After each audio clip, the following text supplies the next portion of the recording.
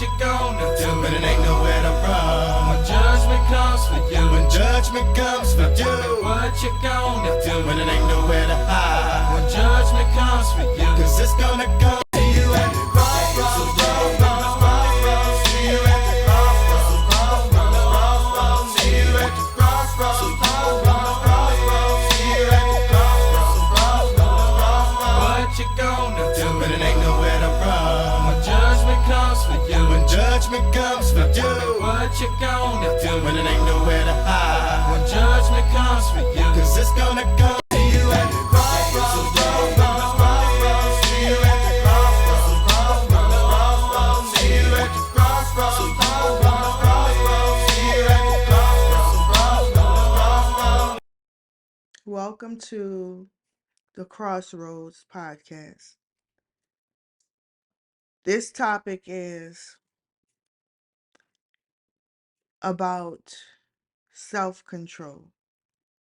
So often in this Crossroad podcast, most of the time we're going to talk about the self. We're going to talk about self-mastery and truly mastering the self. And I know that's not a popular topic, especially on social media, because people find it easier to play a victim role and adapt to a victim mindset and all day, every day complain about the hater doing this and the hater doing that, and this one doing this and this one doing that. And none of that would matter if you had mastery of yourself, if you controlled yourself, if you would be able to and purge yourself. And what I really know is, first of all, we have to come out of denial. We have to become real, those of us who are able to become real, because some people, they're not built and cut to be real at all. Now some people, they could come out of whatever, and they have the ability to be real, because there's something real that's still going on inside them.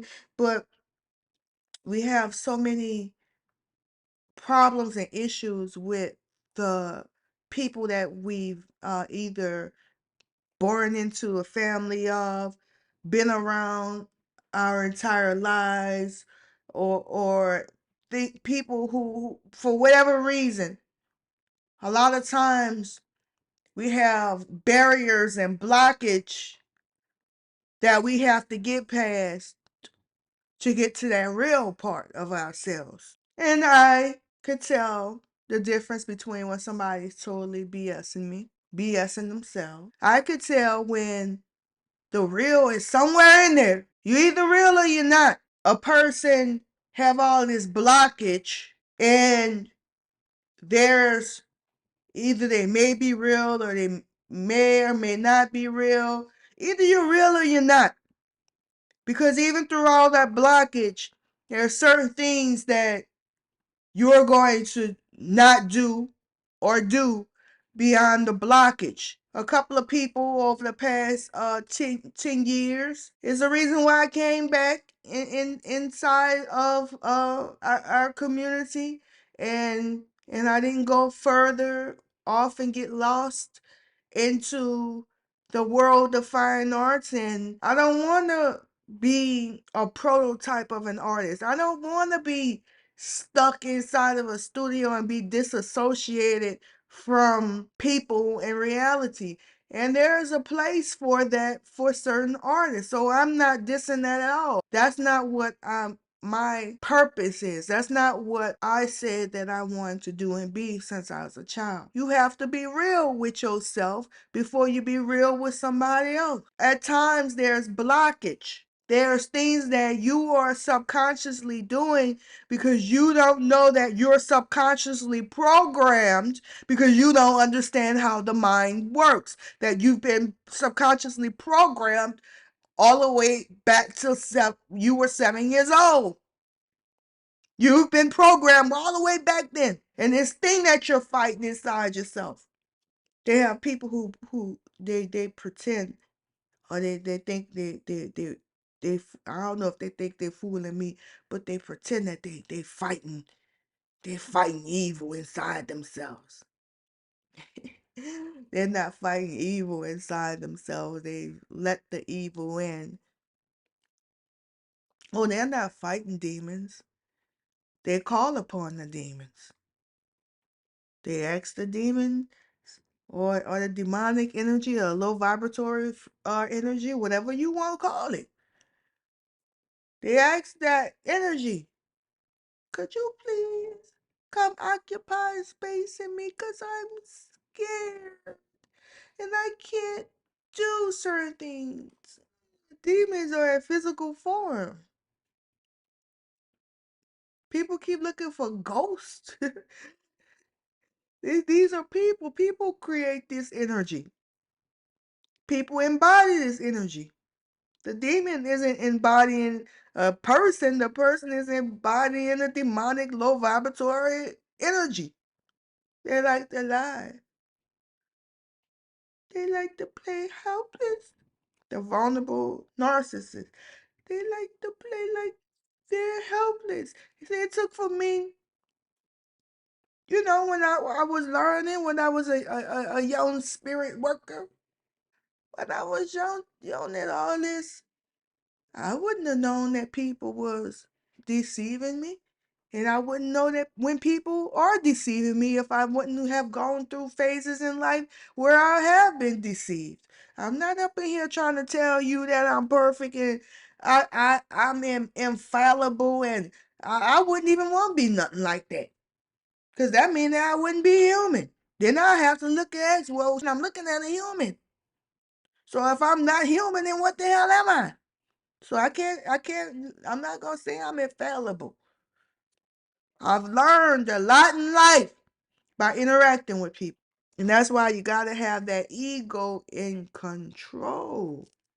Because that ego won't say I'm infallible. Nothing hurt me. Because the ego is really protecting you from harmful things that you've experienced throughout life.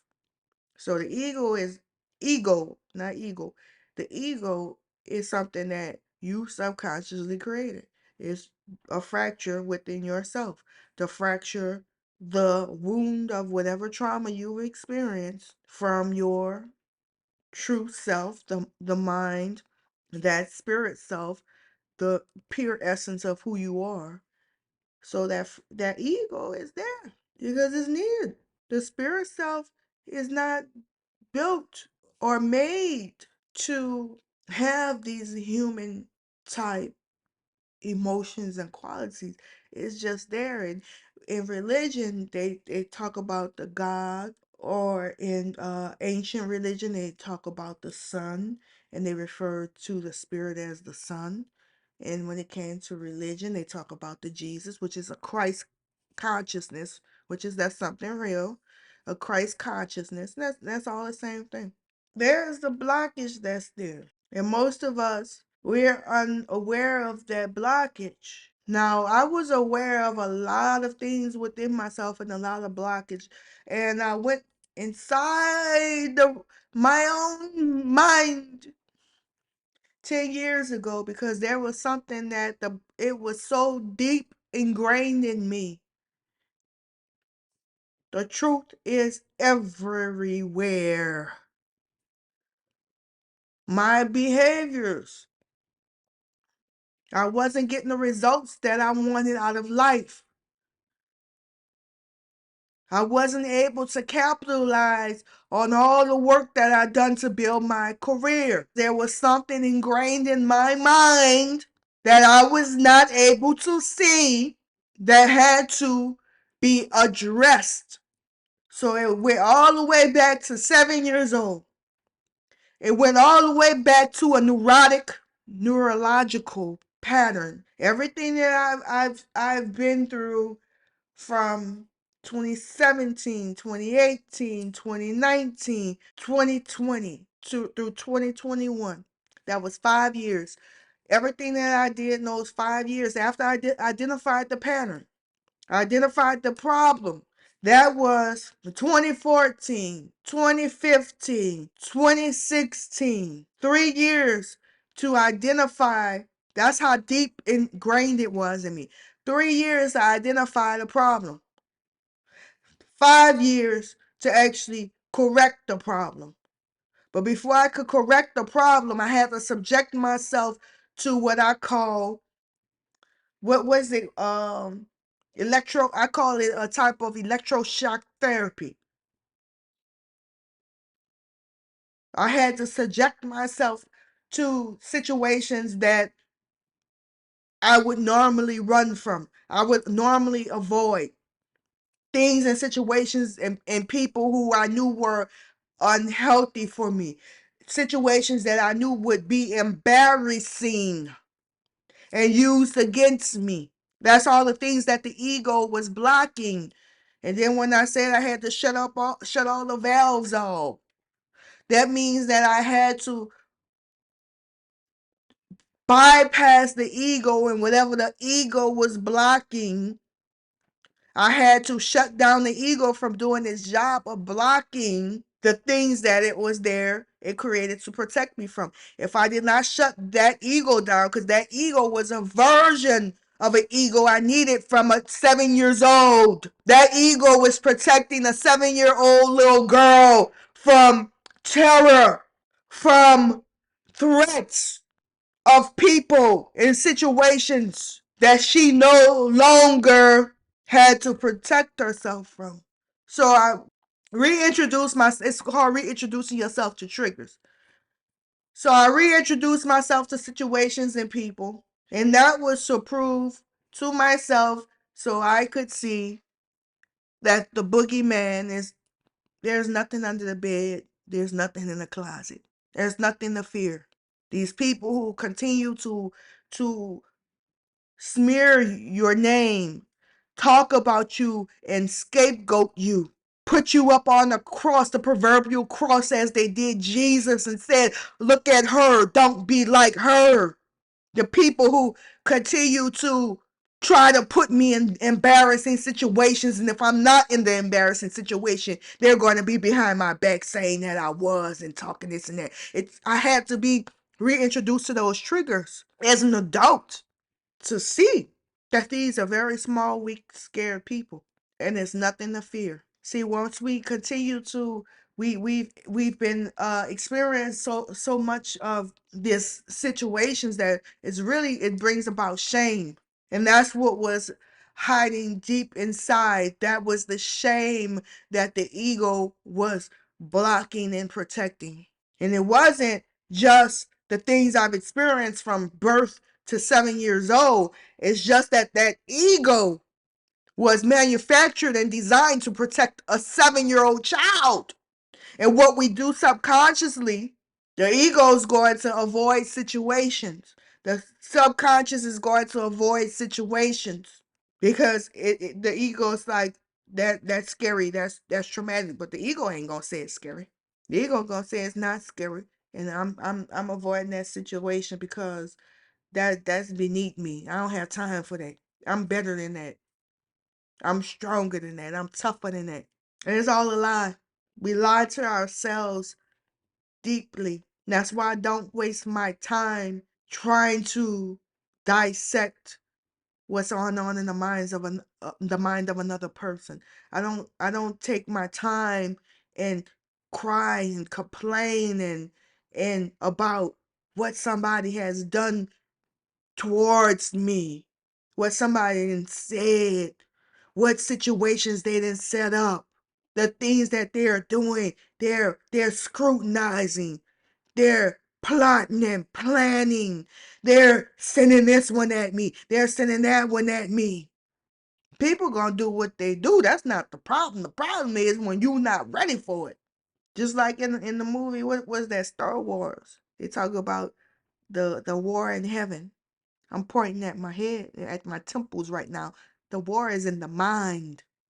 In the Bible, they talk about the war. Well, they don't say in the heavens. It's in outer space in Star Wars. In the Bible, they call it heaven. All that's the war of the mind. These are invasions in your mind. Once you've mastered yourself and you've defeated those things within yourself, any outside opposing force, they cannot destroy you. But you gotta be real about what's going on. You can't sit up there and let the ego continue to lie To know your enemy is to know yourself. To know yourself is to know your enemy. And like the art of war go, once you know yourself and your enemy can't destroy you. Your enemy who knows you and you don't know you, they have the upper on you. That's why people plot and conscrew. People always watching me. Your enemy cannot do you anything once you've mastered yourself. You can be manipulated when you don't know yourself. Because even though individuals, you could look at individuals and like they don't even have mastery of themselves.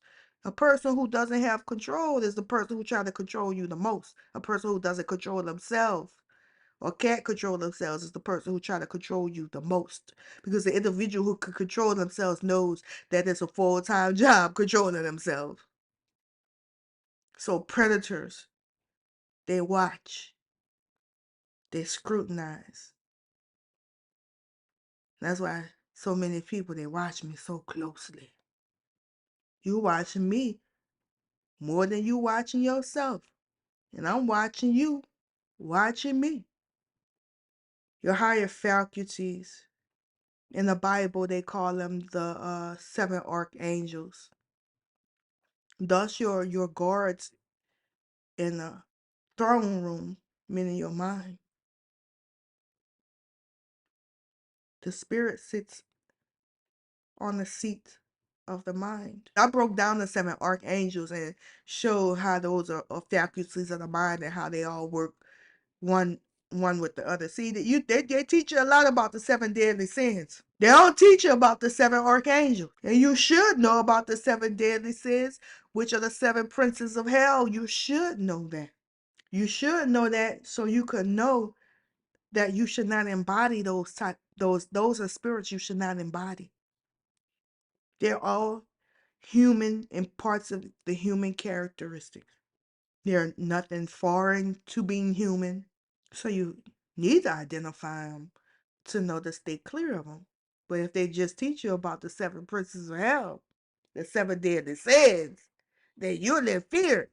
That's why I be telling people, stop trying to spread fear. Once I see somebody trying to scare people, I'm gonna go to war with you. It could be a social media war. It could be a war of posts. And I wouldn't care if it went all the way down to being a physical war on the streets. I wouldn't care. I will war with you for God's children. The problem is fear. What they don't teach you about is the seven princes of hell. I'm sorry. They teach you about the seven princes of hell. What they don't teach you about, they teach you, which is the seven deadly sins that they call in the Bible or in certain religious texts. But what they don't teach you about is the seven archangels. And then when you do learn about certain archangels, you don't even know it's seven of them. And you don't even know how they faculties of the mind and how they work. So I'm not going to break that down today. But you have different levels of consciousness to warn you before a threat even gets to Gabriel at that gate. And Gabriel is ready for war too. Gabriel is not supposed to let you in the gate. The mind, certain things you're not supposed to let in your mind. And that's why I really get on people about sitting down listening to gossip, because that's something in previous generations, unless you grew up in certain households or in certain type of families like mine, where that's what people did, gossip, and I always frowned upon it. And maybe that's why I was scapegoated. I always frowned upon it. And I'm not saying that I didn't engage in all that, but I knew better. I knew better. So it was always off-putting to me until eventually I could no longer betray myself and spiritually and to interact with certain people to engage in that type of stuff. So for some of us, because we've seen this type of behavior, We don't even know that we've adapted it of being normal. And sometimes we will cast judgment upon that type of behavior. We would have disdain for that type of behavior, but we normalize it because we see it a lot. Typical and normal are not the same thing. Typical is something that you've experienced often or you see often. Normal is the way something is designed to operate. It's not normal. It's abnormal, but it's typical. You heard of the Archangel Michael. Now, once you then got you didn't see Michael, that means something that got past Gabriel and got through those gates. See, I can't be infallible because how would I know about this? How would I know of the war and invasions of the mind if things didn't invade my mind? But it can't stay. It can't stay. But really, we embody all 7 of those archangels, but nobody taught us about all 7.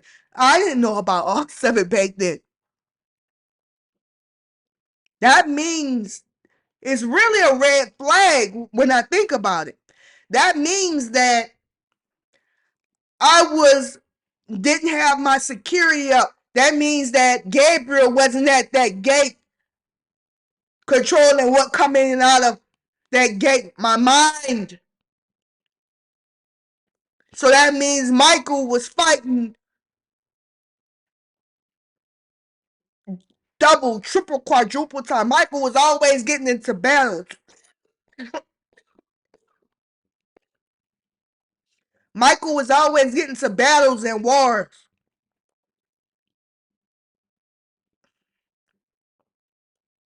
So my ego said, hey, we always winning. That's what Michael built to do. Michael built to win. The only way Michael don't win is Michael don't fight.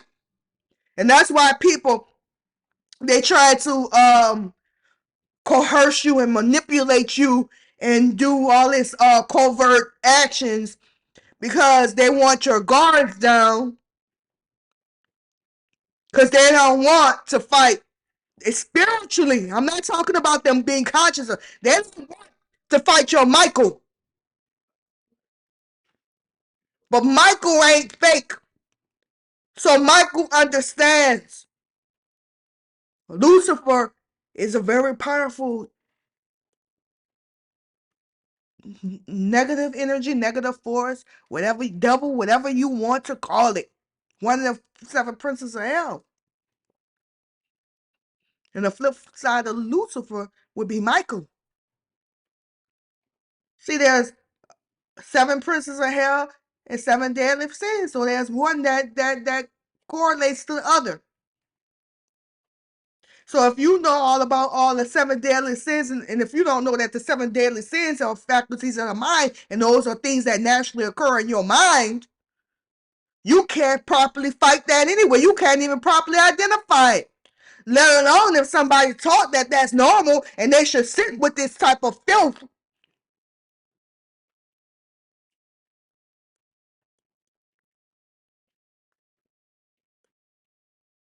The podcast just makes itself. I don't stop myself from saying what's on my heart and my spirit to say. I didn't have no intention on going here today. And I'm still haven't scratched the surface. It would have to take a whole series of podcasts just for me to even scratch at the surface of this topic. But I'm speaking in terms that's relatable. Just so I could finally get to the point so people could understand that that's not anger. That's contempt, which is another prince of hell, which would be the Leviathan, which is another one of the 7 deadly sins.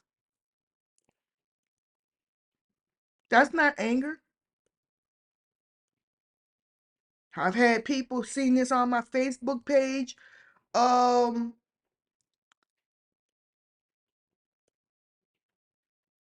for the past year. It's not just one person. They keep talking about how they're angry all the time. You can't be angry all the time.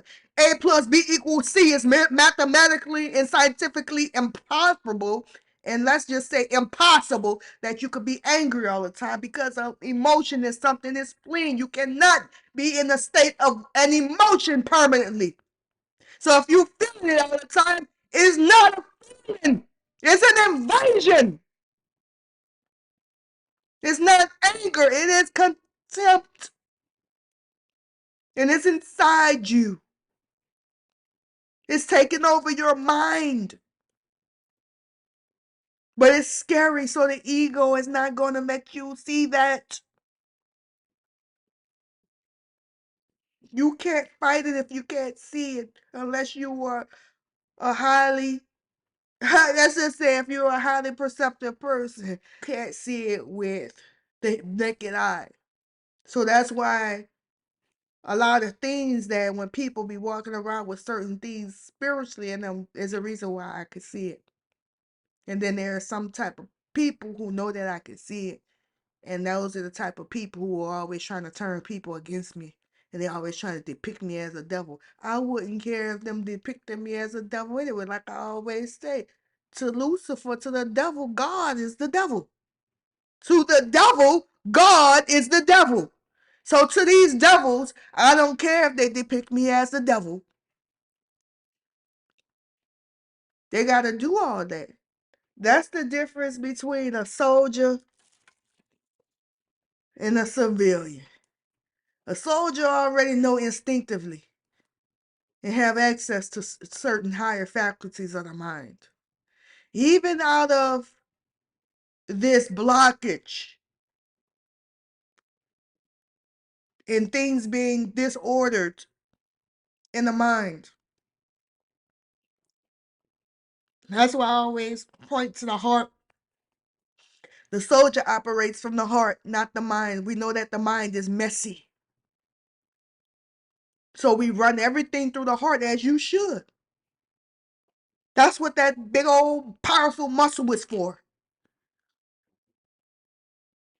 You're supposed to funnel everything through that heart.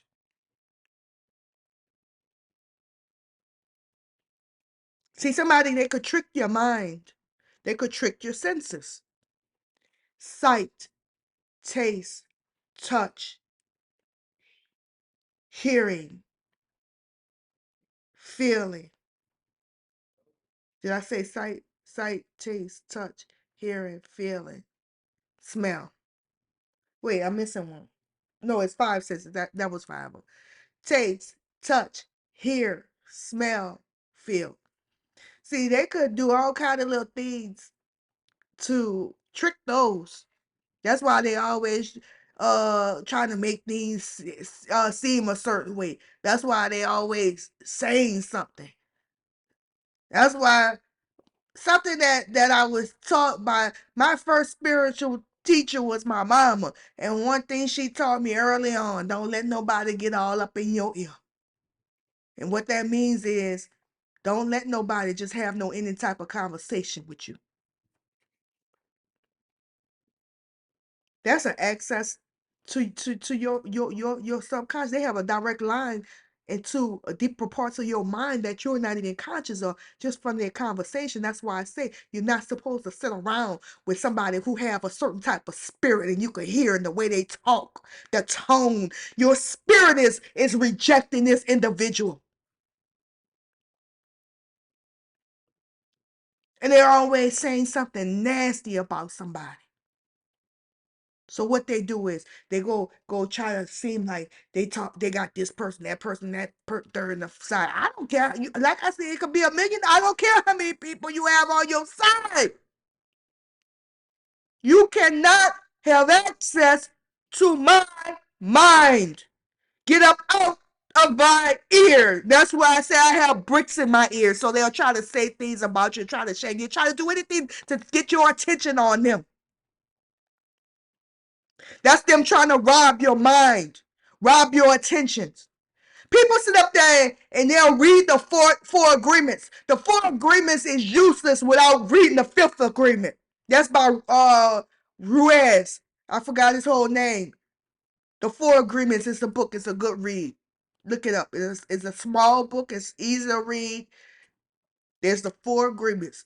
But if there's people who've read the Four Agreements several times but have yet to get to the fifth agreement, the fifth agreement. The Four Agreements is useless if you're not going to get to the fifth agreement. The fifth agreement is the mastery of your attention, where you pay your attention. You're literally paying your attention. When somebody's trying to get your attention, people always try to get my attention. I can't afford that price. I have a universal debt that I have to pay for what I want. So I can't spend my change on whatever you want.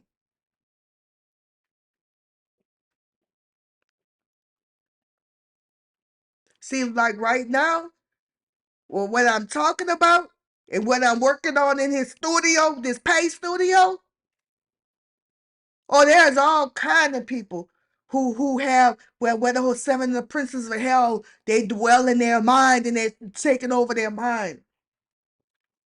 Oh, all kind of people are doing things to get me to stop not focus on it.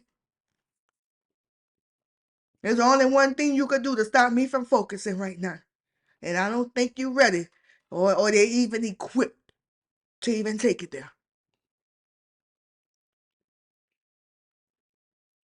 So when you sitting up there and you complaining about what this, what did, and that, what third and the third, and you got to keep talking about who wronged you, who did this to you. A traumatic event is a traumatic event that happened, is over with, and when you keep harping on it, as the older people would say, when you keep harping on it,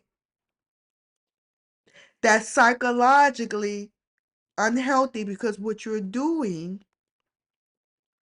you're having a mental, which is an emotional distortion. That means that you're treating that experience like it's going on now, like you're in the moment of that experience.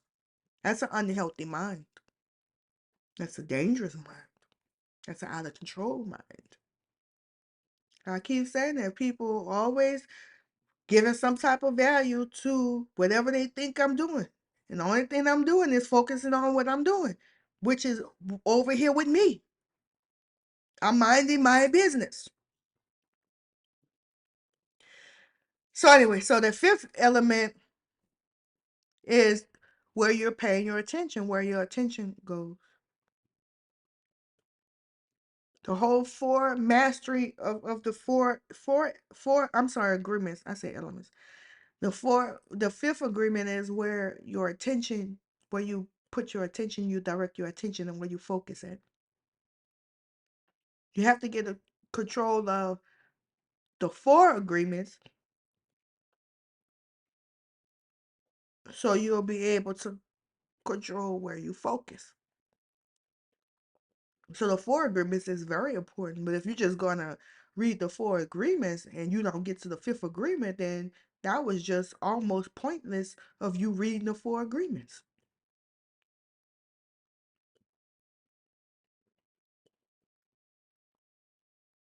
Because you're never focusing on anything. You're not going to get anything done. Well, let's get to the topic at hand. It's not anger, it's contempt. And how we know it's not anger? Because you're feeling it all the time. You're fighting it off. So that means that it's not a feeling. Feelings, they come and go, they're fleeting, they come one fractions of a second. They come and go, they flee. You feel many things throughout the day. But if you're constantly, when you're emotionally illiterate, you don't understand what a feeling is and what a feeling isn't. So when you're sitting with what you think is anger, you think you're angry all the time, or you think you're fighting off anger all the time, or you're withholding anger all the time. It's not anger, it's contempt.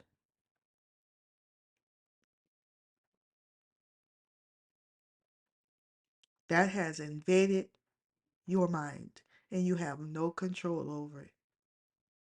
And contempt is a it's a human reaction.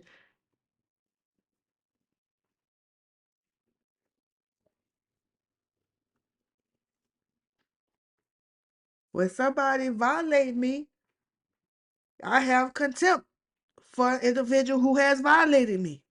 And I show the contempt and I express the contempt I have for an individual who has violated me. But I don't sit down with contempt all day. I don't sit down with contempt for too long. That's why I blow it out in I just say it or I huff it, I puff, and I just get it out. Y'all don't know how to get it out. Because you're withholding, you think you're controlling your emotions and you're withholding your emotions, and that means that you're most out of control. You're literally holding on to contempt. You're holding on to not only contempt, you're holding on to aspects of the human mind or aspects of the human emotion that you should not sit with for too long. You should not be harboring it. You should not be holding on to it. That's why I just blow it out. And I use my anger to push it out. So if you're holding your anger, you're controlling your anger, that's how people can control you. You can't push it out. You can't force it out. Your archangel Michael is not fighting. And this is what I wanted to say earlier. Michael have much respect for Lucifer. Michael don't want to fight all the time. Michael don't want to fight Lucifer all the time. Because it's not an easy fight. And a lot of times Michael getting banged up in that fight.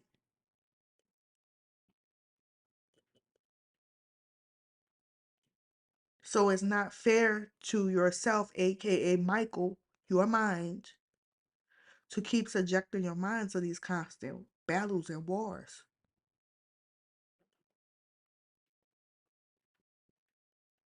So you have a duty and obligation to yourself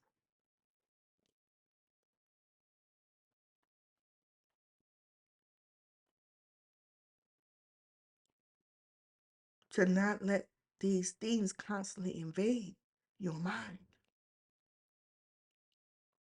You don't even want most of those things to get at the gate.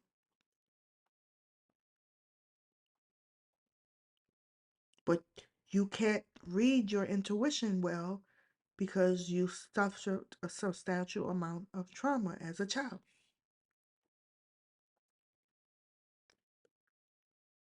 The way you function and operate inside your family unit, inside whatever social structure, friendship, at work or job, whatever, wherever emotionally, when I'm talking, really what I'm talking to those little children. I'm not talking to children, I'm talking to the adults who suffered substantial trauma as a child. So I'm talking to the children inside him.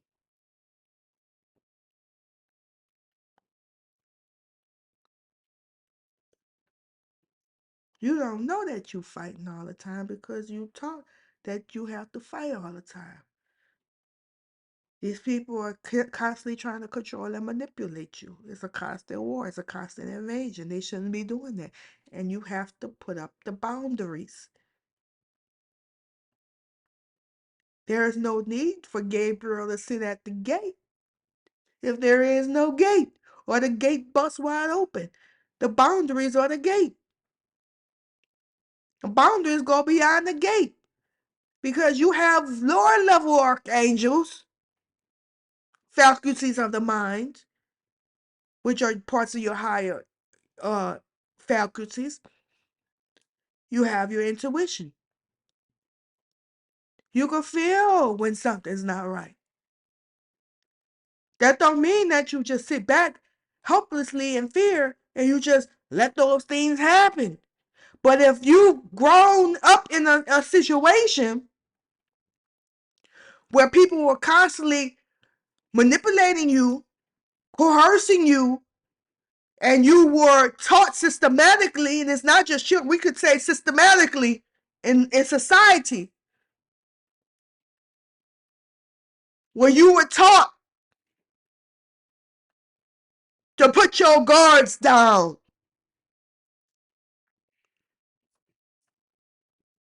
then you're going to always have these breaches of security. Your intuition not going to work right.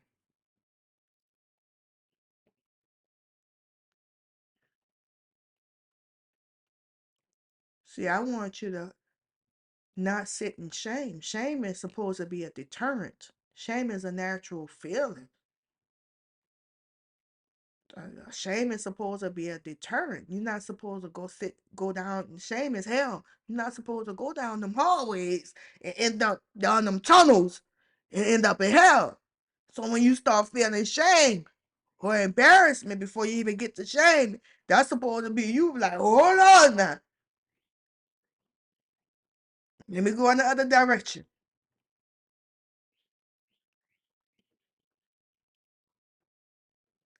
Yeah, you were intentionally taught. This is abuse. You intentionally taught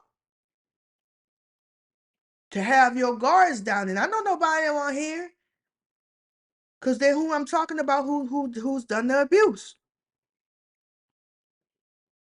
The family. The family is like a cult type system. I'm not talking about everybody's family. I'm talking about people who grew up in families like mine, and most won't admit to this. So their ego and their minds will sit up there and lie and act like this didn't happen and this is normal, and they operate like this themselves. And once you get to a point where somebody rationalizes and they become they it's like a vampire, they become one of them things themselves.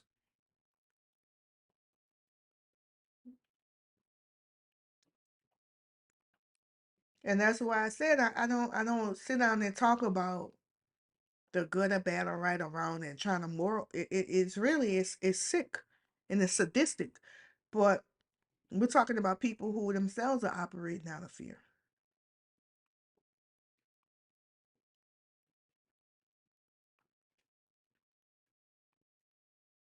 And they to them they'll swear that I'm telling their children something about them. I'm not telling your children nothing, because that's your children who have to make that decision if they want to grow up or if they want to live like that. I honestly don't care. I just don't want to be a part of none of that.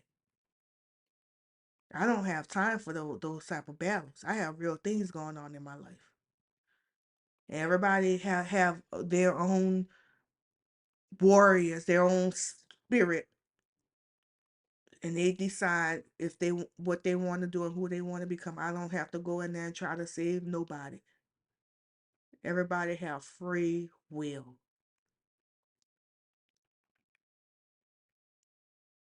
Yeah, they have you with all your guards down. So the way you've been forced, coerced, or manipulated into responding to the things that they're doing, that's how they control you, by your response. So subconsciously, that's how the mind operates. If the mind performs a certain function all the time, the mind is going to automatically, it's going to go into autopilot as a call, but it's going to start subconsciously doing certain things. So if you continually responding to this type of stuff, and a lot of times we have to continue to respond to this type of stuff and engage type of stuff that we don't even agree with. That's not even how we want to really spend our time, then what happens is you start to subconsciously into it becomes now physical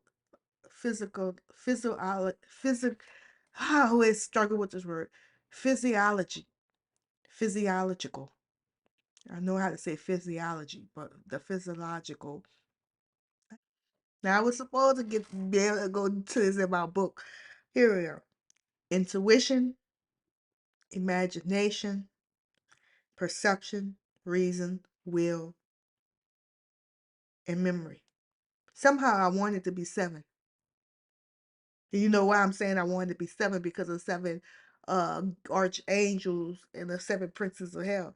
But Michael will be your will.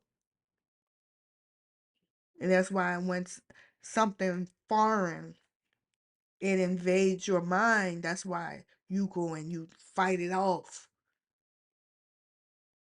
When somebody telling you something and you know that it's off, you know that you're not feel they'll tell you something about somebody and you don't feel you didn't get, you know what I'm saying, you didn't get that from when you was analyzing that person. They tell you something that goes against what you assess from that person, then you start fighting that off in your mind. Nah, nah, nah. You know what I'm saying?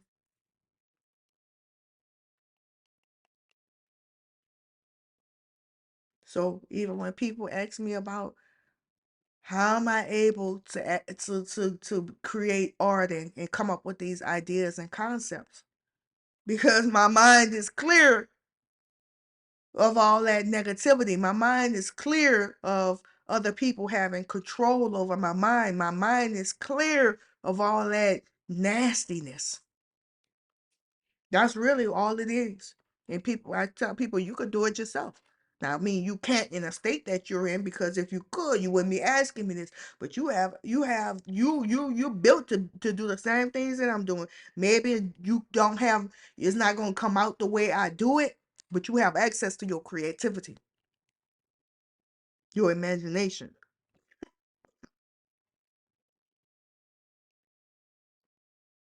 Perception is very important. The ability to see, hear, or become aware of something through your senses.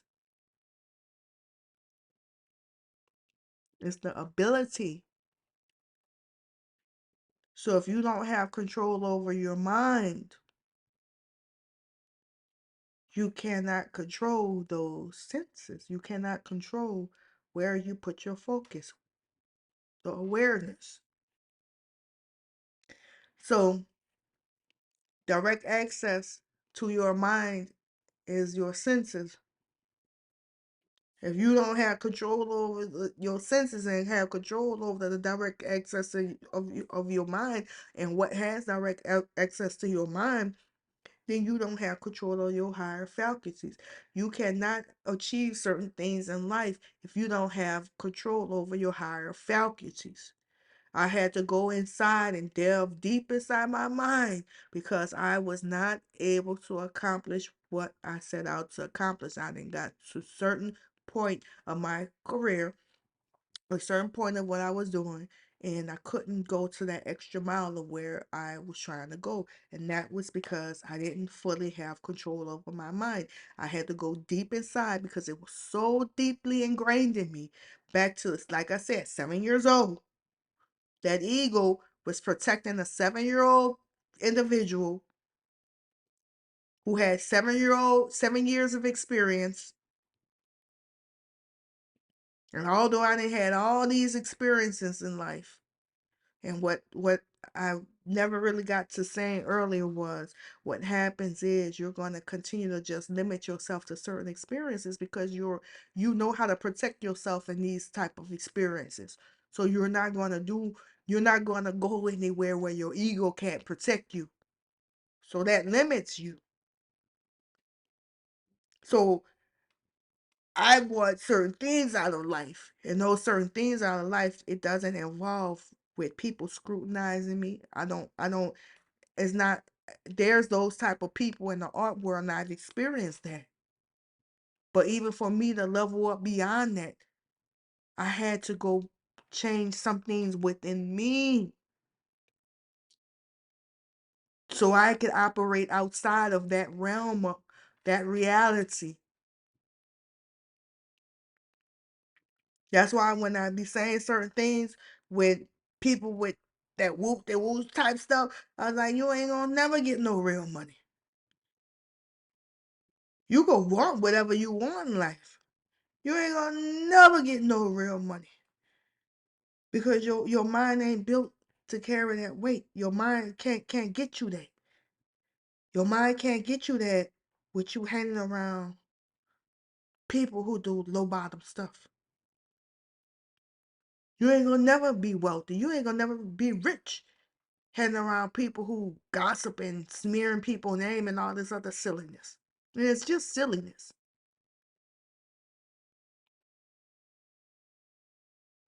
So I was protecting myself from silliness because at 7 years old, people who were supposed to protect you or or using you as a scapegoat, they're smearing your name, they're using you and like I said, hanging you on a proverbial cross and making mockery of you. They're projecting all their shame and the family shame on you. They're playing all these games to control you and to manipulate you. It's silliness when you go back because you're an adult, you're having distortions, emotional and psychological distortions. So even when you have low bottom people who don't know you or you come in environments like this environment and then you have low bottom people who I'ma just talk they betting on that you feeling some level of shame because it's the 7-year-old them. What people do to you tell you more about what's going on in their heads than anything. For you to think that what you're doing is going to make me feel some sort of way, that means that you know that's what's going on in your head. You're telling me about what's going on in your head. It's silliness. People scrutinizing you. Even in the back of my head right now as I'm recording this, I'm like, oh my God, I already know that X, Y, and C watching. I'm talking about family members watching this. And they're gonna try to make some big deal about this. They're gonna try to play some game, and automatically Michael's like, hold on now. Michael saying, I'm tired now. You can't keep letting these thoughts come up in here.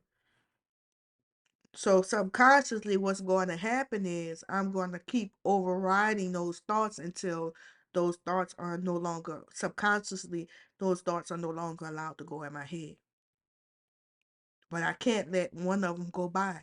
I can't let one of them sit in there. Soon as they get in there, Michael have to get them out. If Michael don't get them all out, and every time they come, every riff, every riff, every riff, every riff, every riff, every riff, every riff, every riff, that's repetitive. Your mind operates subconsciously by repetition. The majority, 80% of your mind and your actions are subconscious. So if you up until 7 years old, that's basically the fundamental years of your life where you're actually developing into a human mind. So if every day, every day, every day, every day, every day, every day, every day, every day, you have to defend yourself. Every day, every day, every day, every day, every day, every day, every day, every day, every day, every day, every day, every day, every day. And then you're 20 some years old and you every day, every day, every day, every day, every day, every day, you still interacting with your siblings the same way like when you was a child. Every day, every day, every day, you in your 30s now. Every day, every day, every day. Now you responding like a 7-year-old child, but you're not conscious or aware of that because if you're conscious and aware of that as a 30, 40, 50-year-old person, you'll be like, this is silly. So they keep on every day, every day, every day, and it's not every day. They don't have to every day it no more. They could trip you off at any time because your mind is already going to, once you experience it, because you've experienced it so much. Your mind, when certain things happen, you're going to automatically go into autopilot. You're going to automatically subconsciously respond to it. So it's no longer going to be in your conscious power. So that's why sometimes in life we could be really mature in certain areas. We could be really developed and advanced, and we could really have our stuff going on and stuff working for us in certain areas in our life. And then there's some areas in our life where we become a complete mess. And that's why. Because you didn't experience something that then triggered you, psychological emotional trigger, it then triggered you. So then your subconscious start to respond to it. You're not even aware that you're subconsciously responded to it. So when I did everything that I was supposed to do, and I didn't got to certain points of my career after 10 years of me having fall, having going backwards and not being able to move forward. It didn't just happen after graduate school. It's everything that happened up into graduate school. I was having constant struggles with my career and with my life as an adult. And it's like, why can I not get it together? And then that's when it matters the people who are in secret competition with you. Then that's what matters the people who you have around your life and people you have who have access to you. Then that's where it matters when people are scrutinizing you and gossiping about you and playing games and turning people against you and setting up little situations and praying that you fall and people you're connecting with people and not even networking with people. You're forcing yourself codependently, forcing yourself to maintain relationships with people from childhood, and these people aren't even helping you succeed and accomplish your goals. But you are and I don't even want to go into this. There's some other things that's in the book.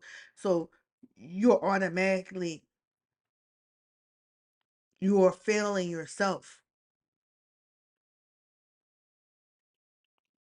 So those two things, they like they say, God and the devil cannot exist in the same sphere. God and the devil can't have control over something at the same time. And that's why I went back to the mind and the archangels. And that's why it's so much emphasis on having these higher, I call them the higher faculties of our mind, the archangels, to have those warrior deities, warriors to protect you. Those type of warriors, those parts of yourself is important to make sure that you're not continually exposing yourself to certain type of situations. And that's why I say I don't have these conversations with people. I try to tell people what to do. I don't care what people do.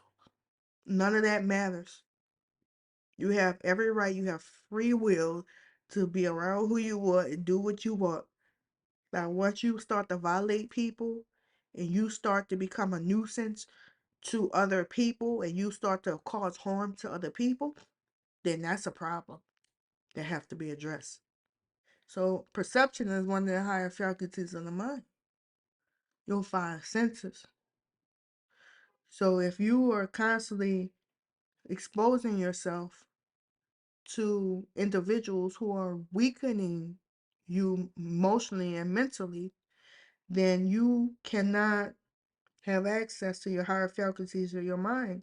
And to be successful at successful in a positive way, because you could be successful at failing, but to be successful at having higher things, higher things in life, like wealth, material gain, health, your health. That's why I say it don't matter. See, Michael has now, because Michael kept fighting that and kept fighting that. Now my mind is no longer thinking about who watching this and what they might try to do. From what I'm saying, and I wanted to get to that point. I already knew what was gonna happen. So now subconsciously, see, people always tell you about the negative stuff, and if this negative stuff happening subconscious, no, I'm telling you about the positive stuff, because I kept fighting that thought, and I didn't act like, oh no, don't have that thought of shame and being ashamed of having a thought, which that's what the ego said. Oh, that ain't bothering me, and I told the ego, shut up. It must be bothering me if it's getting up here in my head. And it's not that it's really bothering me to a point of being afraid. It's just that I've been exposed to that so many times until I know that's what's really happening. Not that anybody's going to admit to it, but I know that that's what's happening until I'm starting to have distortions and I'm responding to it because it's happened so many times. So go ahead and scrutinize on, go plot on, plan on, come on with your next attack and your next blow. Otherwise, just do what y'all continue to do and keep it amongst yourselves and keep it that gossip. Keep it on the low. So when you are not properly in control over your mind, when you've had been exposed to enough trauma, it becomes uh affects you neurological. It starts to affect you chemically, biochemically. It starts to affect you in physical form. And I told y'all about that when I was writing a book, and I was having those psychosomatic symptoms of the pain, and that pain was psychosomatic because what I was talking about, just like what I just said, that wasn't easy for me to admit to. That's what I was subjected to as a child, and even as an adult, that I've been scapegoated. It doesn't feel good. I wouldn't lie to you. Now, I'm not triggered by it anymore. It doesn't hurt my feelings anymore, but it doesn't feel good. It doesn't feel good that people are talking about me. It doesn't feel good that people are telling their children, don't be like me. It doesn't feel good that people are looking at what I'm doing and scrutinizing what I'm doing just so they could say don't be that way. But I do understand because I have understanding, which means I have power over that situation on my end. They're doing that because what they're doing is abnormal. And that's what I keep telling y'all. The reason why people have to keep pointing at other people and people have to talk about other people because they know that their actions and behaviors are abnormal themselves. That's why I don't care about people gossiping about me.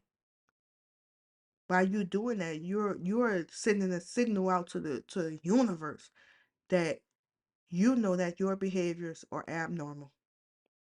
And you have to compare your actions to somebody else's actions to try to make your actions seem normal. The only way you could do that is by comparing your actions and your behaviors to another person.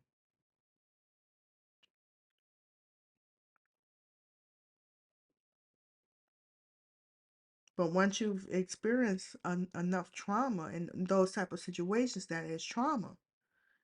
Everything I explained, that's trauma. That's traumatic. That's worse than physical abuse. And there are some people say, don't say that. Yes, emotional and psychological covert attacks are worse than physical abuse. And I'm tired of people trying to tell everybody to adapt to something that's more palatable. You're not supposed to compare and say that it is worse. And I've dealt with all kind of emotional abuse, psychological abuse, physical abuse. I've dealt with so much trauma in my life. I'm telling you, it's worse. Because when somebody's physically attacking me, I can physically protect myself. I could see it. When someone is covertly attacking me, it's sick and it's sinister. But we live in a day where you're not supposed to call out demonic behavior. You don't call out the demonic behavior, then who's going to shame them from stop acting like that? Shame means you're supposed to go run in the opposite direction. Then they'll tell you that you're not supposed to shame people. No, I'm not shaming you. I'm pointing out your behaviors. You shaming yourself. When you've experienced enough of this trauma, it starts to weaken you. Your intuition doesn't work correctly. You can't even trust your own intuition.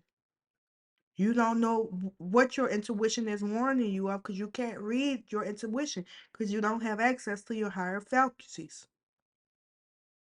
Now, I see people post that all the time talking about their intuition this and their intuition that. And sometimes I be laughing because I know you don't have access to your higher faculties of your mind. I know your intuition not working right. So sometimes that could be some bad advice to tell somebody to follow their intuition. That don't work if they don't have access to the higher faculties of their minds. Your imagination. You cannot come up with a solution to anything if you don't use your imagination. You have to see it before it becomes a reality. And a lot of that is with our oppression. And a lot of people, like I said, you cannot intellectualize oppression. And you see a lot of times with certain people in the conscious, so-called conscious community, they try to intellectualize it by talking about studying history and talking about that's knowledge of self, studying history and talking about the history of your people and stuff like that. I don't even see what's really truly the importance of studying all that like that. Because all it's doing is causing more confusion. If it's causing confusion, then it's not right. That's not giving you a real self-esteem and it's not giving you a real sense of self because you're centuries removed from that way of life and mentally you're not even in the same headspace as those people.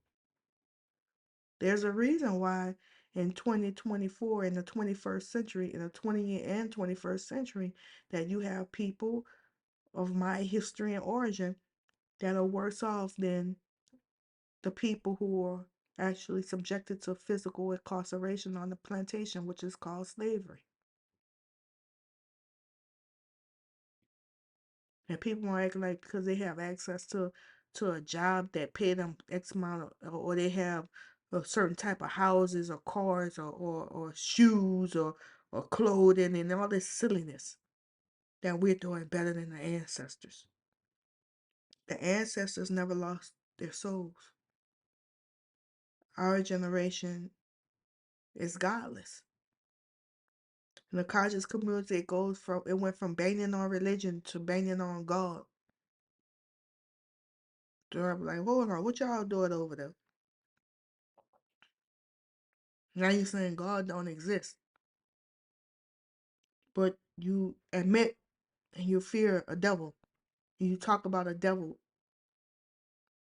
A plus B equals C.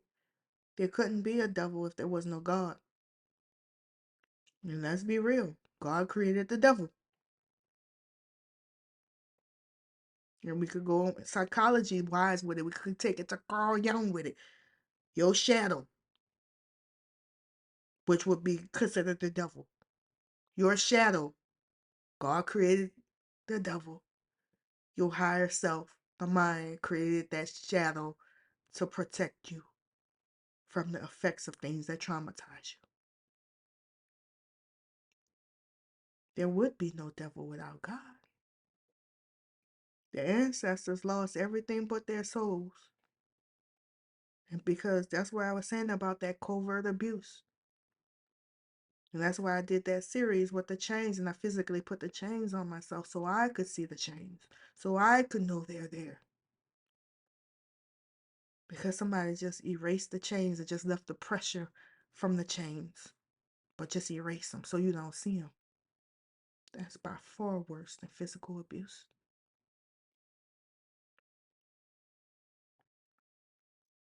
Your perception, which is your five senses, direct access to your mind. You don't have control over that. I'm in a higher faculty still. Your reason.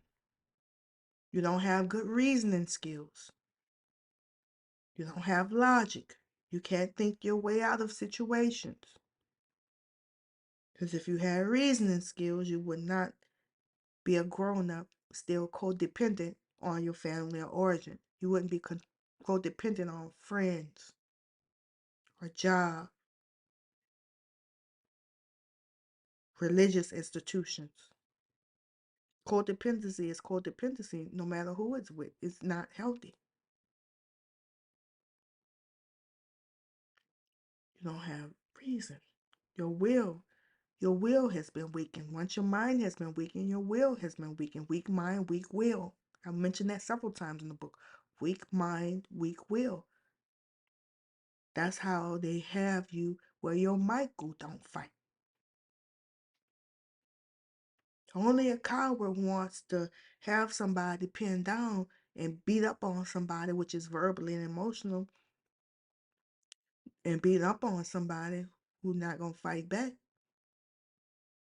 But who want to beat up on somebody anyway? That's the whole point that I can't get beyond. Forget not wanting to beat up on somebody who don't want to fight back. Why are you fighting somebody? Why are you beating up on them in general, in the first place? And your memory goes. I did this on one podcast when I was talking about demented individuals. These evil people, these people who do these things. And they say dementia. That's what they call dementia when they're talking about when elder people start losing their memory. See how these words they correlate? But there is nothing that I could tell you that will give you the motivation to overpower controlling, abusive people in your life. When you're codependent and you've been shamed, and that's why I speak a lot about shame. Once you've been shamed, the shame is what pins you down. The shame is like quicksand. So that's why once you start seeing yourself going down the road, getting pulled out and pulled into shame, you're supposed to immediately reject and repel. You're supposed to immediately go run in the opposite direction. So that's why when I do things that's not in alignment with my core values, I check myself. I stop doing those things. I fight against it. Because what happens is once you're in that quicksand and you're in shame, and that's why I was telling you when certain people they start networking and connecting with one another, even though they don't know each other, that's because they all sitting in shame with one another. They're drawn to one another like magnets. Misery loves company. And when people play these little games, they're inviting you into sitting in the shame with them, the misery. When people sabotage you, smear campaign, gossip about you, project their garbage onto you, project their shame onto you, they're inviting you. It's really like the vampire stories. I used to watch vampire stories a lot when I was younger. Because I noticed that with these type of people, they are like vampires. And the person who came up with the vampire stories, they didn't just make it up just to make it up. There's something that they analyze about. It really was based upon this one guy. I forgot his name. He's something the Impaler. Uh, and they based the vampire story upon about him. So there was something. The art always derives from some place of truth. So when you go back and you look at a body of work, even this body of work I'm working on right now, all this stuff I'm talking about, all that's in the body of work, and you won't be able to visually connect that because I'm speaking to your subconscious. You're not going to readily be able to identify or even piece together that all these things are related or get all this from that. But subconsciously, your mind getting something.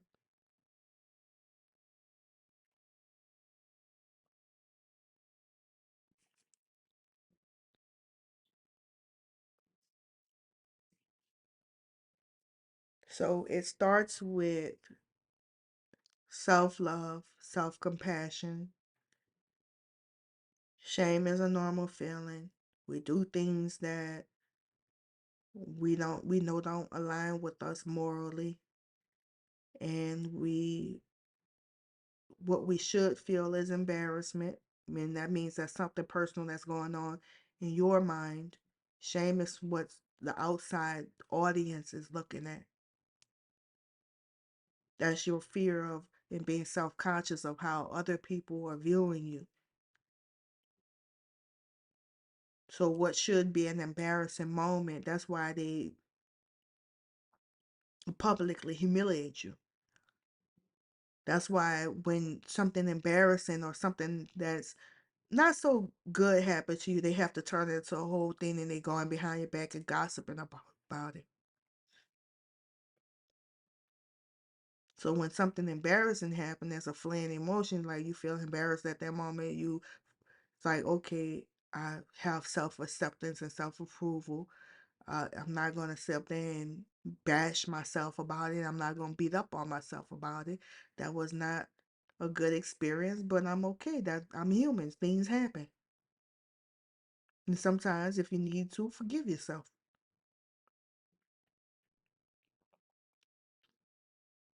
And so don't fall into the traps. Don't fall into the pit of shame. And if you find yourself that you are sitting in the den of iniquity, if you find yourself that you are in the quicksand of shame, I don't know, I have country experience. One thing you don't do when you're in quicksand, you don't fight. When you're drowning, you do not fight. So that means you have to sit back, acknowledge that you're in this quicksand, this water, this shame.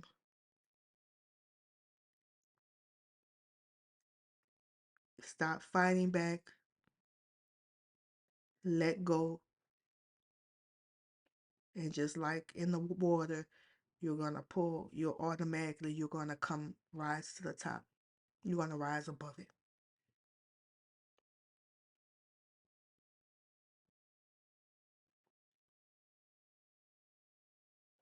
But first you have to acknowledge that that's where you're at.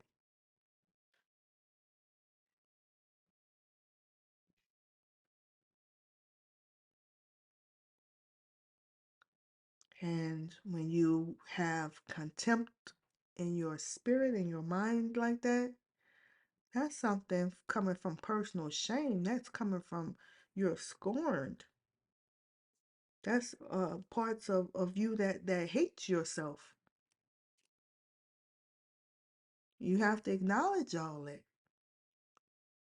And once you look at it and you really look at it, it's just like I said with that shadow on that 7-year-old child. You see that it's really it ain't not that big of a deal. But your ego won't allow you to look at reality. Your ego is the management system of reality. It manages how you perceive reality. So your ego gonna always try to make you look good. It have a big old eraser and it be raising those unflattering parts of reality that you don't like. But those unflattering parts of reality is what's the colorful part of life. That's the where all the beauty of life happens. That's where all the true value of things, the lessons from things. And that's from going through all that, you could start feeling joy and happiness. Because if you didn't have those low moments, you wouldn't be able to appreciate those high moments.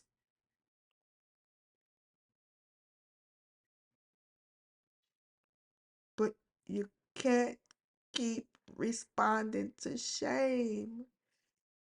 You can't keep putting yourself in a line of fire where your mind is always worn off and fighting these people who are making you feel small about yourself, who are making you feel shame.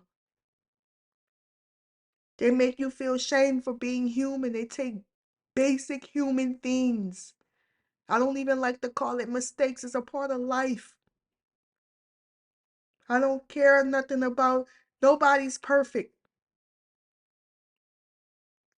We all do things that are less than flattering or even downright messed up at times. I know I have and still do.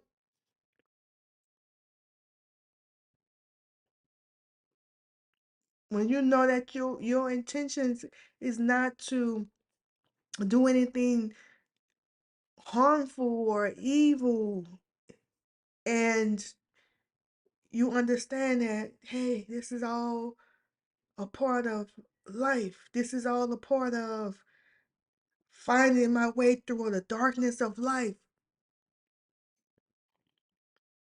I'm trying to find my way to accomplish my goals. So you walking in the darkness. So when you're walking in the darkness, what happens? You bump into things. When you are suffered enough trauma and substantial trauma and childhood trauma from either in situations like I've been through, and this was happening in close proximity where that this was the environment that you were in the middle of, then your mind was just protecting yourself. The way you respond is out of responding to that trauma, and it's okay. It's okay that you're responding that way. It's okay that you're doing things that may seem messed up, that may seem, like I said, less than flattering.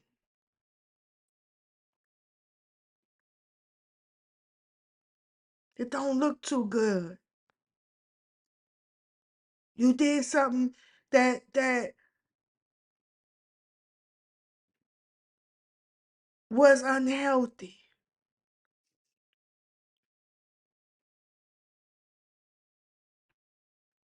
You did something that it affected other people in a negative way.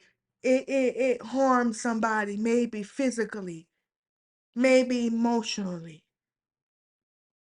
It happens.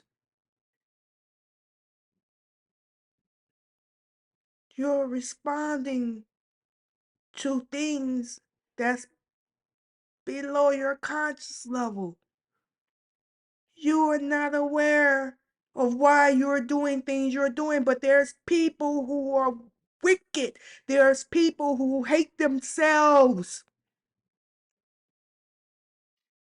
Shame comes from self-consciousness, from the external view. So they're there to shame you, to point out what they're seeing while they're watching you. And you can't even see because you're so ashamed of living your life. It's through all these mishaps, or these so-called mistakes. I don't even like to call them mistakes. All that is how you build into greatness. All that is how you attain higher things in life. It's a part of being human. It's a part of life. But there's these individuals who they're always watching you and scrutinizing you, so they could catch one thing, and they might do it. But what you watching me for? And what you talking about it for? But because you're ashamed, You don't sit up there and you don't point that mirror back at them. You're not going to flash that flashlight back on them. And that's what they don't want. They're doing what they're doing because they don't want that flashlight on them. They don't want that mirror projecting onto them. That's why everything that they're doing is about looking at what somebody else doing, saying something about somebody else, scrutinizing somebody else. It's always about something else that's going on the outside. And anybody that's doing something like that, they're aware that something's not right in the camp. It's not something not right about what's going on with them and what they're doing. They shouldn't be looking at what you're doing anyway. They shouldn't be scrutinizing you anyway. They shouldn't even be talking about what you're doing. But you can't get past the embarrassing moment, which is a fleeing moment, a fleeing feeling, and you get tricked off into going down that road of shame, and they're seducing you. They're seducing you to come down that road of shame. And it's three major avenues. There's little sub routes there that get you to three major roads that leads to that pit of shame. And that's all they're doing. They're down there and they're trying to get you to see. They gotta come get you. That's why they gotta get your attention. They gotta get you to put your mind on what they're saying and doing. Like if they somebody, they ain't even anybody who are any worth of value don't do stuff like this. They trying to get you, coax you down there. Come here. Look at what you doing. You this, you that. Watching you. Because they're hoping and betting on that you're going to preoccupy yourself and be worried about how they're perceiving and how they looking at you and what they thinking about you and what they saying about you.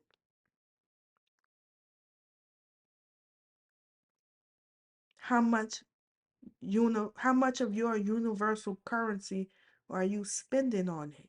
Because if you have goals and you have things that you want in life, no matter what the goal is, that's all on you. That's your personal business.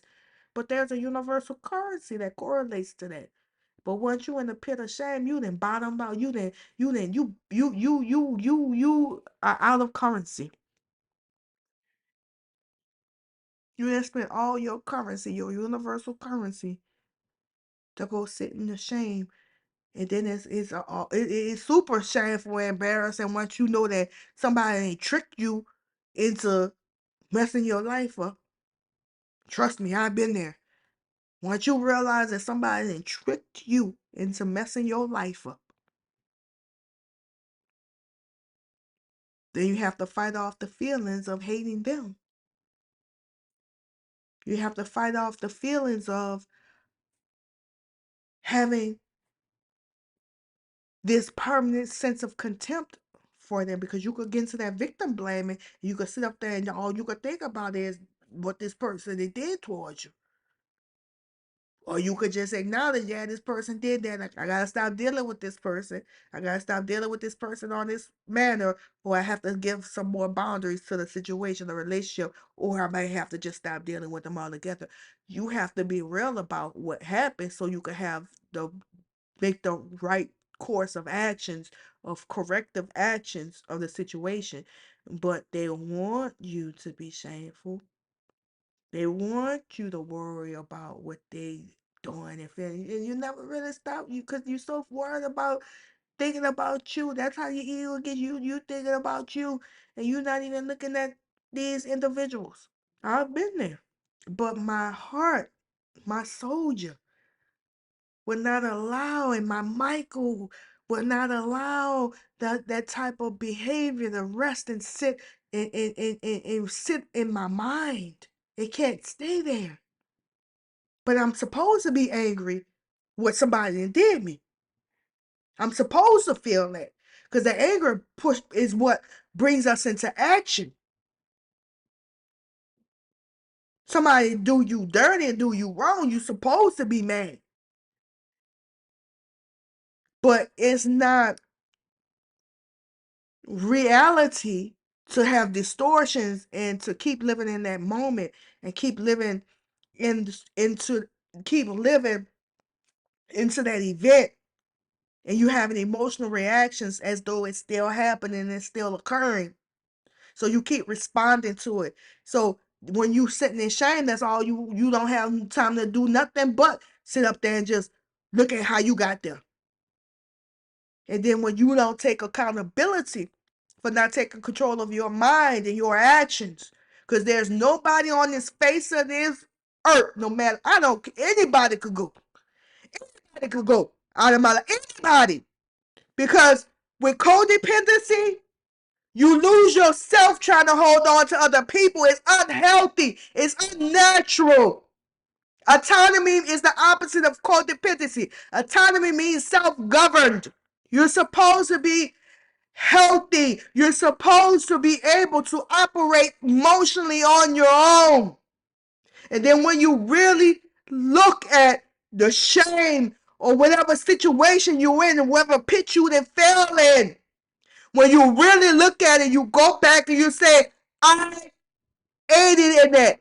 I went along with this because of what I got out the situation.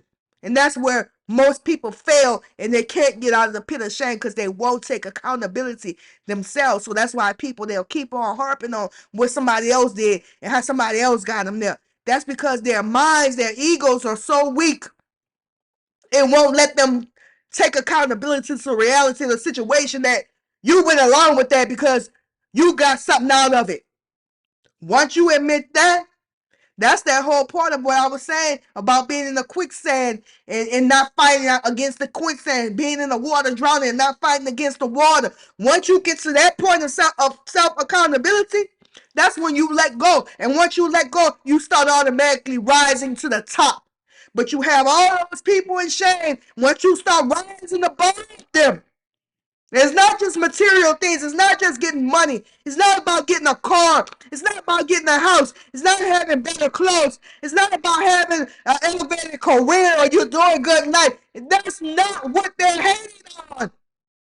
Those things are automatically, they come to you from the universal debt you pay. That comes automatically to you for having access to your higher faculties. They're hating on the fact that you're no longer wallowing in shame with them. And I'm going to say this as I'm leaving out the building. Sometimes you don't understand the game that certain individuals are running. What you gonna do when it ain't nowhere to run? When judgment comes for you. When judgment comes for you. What you gonna do when it ain't nowhere to hide? When judgment comes for you.